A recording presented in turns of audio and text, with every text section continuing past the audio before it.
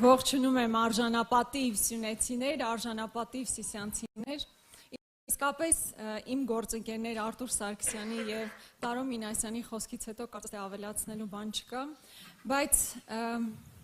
քանի որ այստեղ առաջին անգամ ենք հավանաբար առանց մեր գործընկեր Արտուր Սարգսյանի փաստացի ներկայության, չնայած խոսքը լսեցինք, իսկապես ուզում եմ իր օրինակով ցույց տալ, թե մենք ինչպիսի թիմ ենք եղել, ինչ գաղափարներ կրող ենք և ինչպիսի ճանապարհ ենք անցել, ոչ հեշտ ճանապարհ ենք անցել անցնող տարիներին։ Վերջերս առիթ եմ ունեցել Արտուր Սարգսյանի հետ խոսելու և իսկապես վերլուծում ենք մեր անցած տարիները։ Միայն իր օրինակով կարող եմ ասել,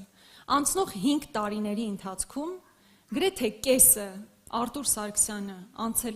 անցկացրել է բանտախցում կամ տնային կալանքի տակ, մյուս 2.5 տարին կամ փողոցային պայքարում, կամ ազգային ժողովում կռիվ տալով, և դա մեր տեսակն է, ցավոք սրտի, անցնող տարիներին շատ մարդիկ հետ կանգնեցին պայքարից, ընկրկեցին դժվարություններ, բայց դա փաստ է, որ արձանագրում ենք, բայց Արտուր Սարգսյանը, մեր ամբողջ քաղաքական թիմը չի տրվել որևէ, այսպես վախի, որևէ վայրկյան հետ չի կանգնել իր անցած ճանապարհից և երբ որ մեզ հարցնում են, բա ինչու պետք է մեզ ընտրեն, ես վստահաբար ասում եմ, որ մեր առաջնորդի գլխավորությամբ մենք այնպիսի թիմ ենք, որ կռիվ ենք տվել անցած տարիներին և շարունակում ենք մեր պայքարը։ Մեր թիմի անդամներն են Արտուր Սարգսյանը, Տարոնը Մինասյան, որ ինչպես ինքն էլ ասեց,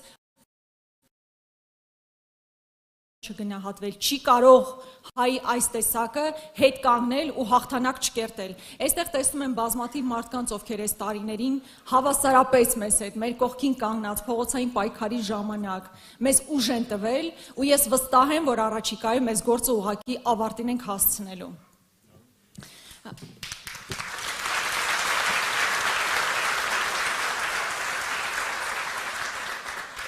Այստեղ գալիս մի տվյալ աչքովս ընկա, որը իսկապես Սյունիքի պարագային բավականին մտահոգիչ է,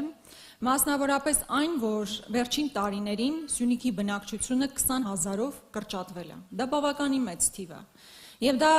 դրա հիմնական պատճառներն իհարկե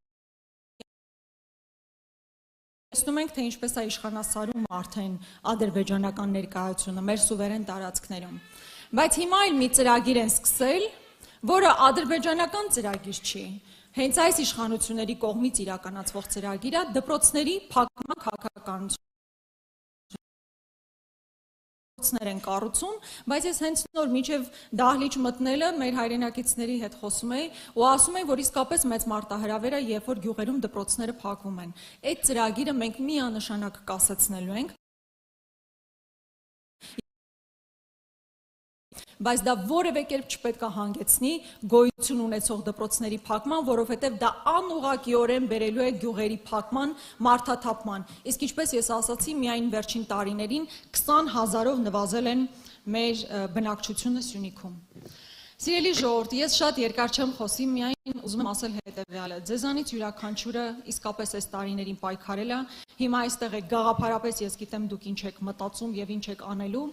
բայց հիմա մեզ լսող այլ մարդիկ, ովքեր կուզենային այստեղ լինել, բայց տարբեր պատճառներով այստեղ չեն, կամ մարդիկ ուղղակի, որ դեռ չգիտեն ինչ են անելու ապագա ընտրություններին։ Մենք պետք է շատ հստակ հասկանանք, որ սա ճակատագրական ընտրություններ են։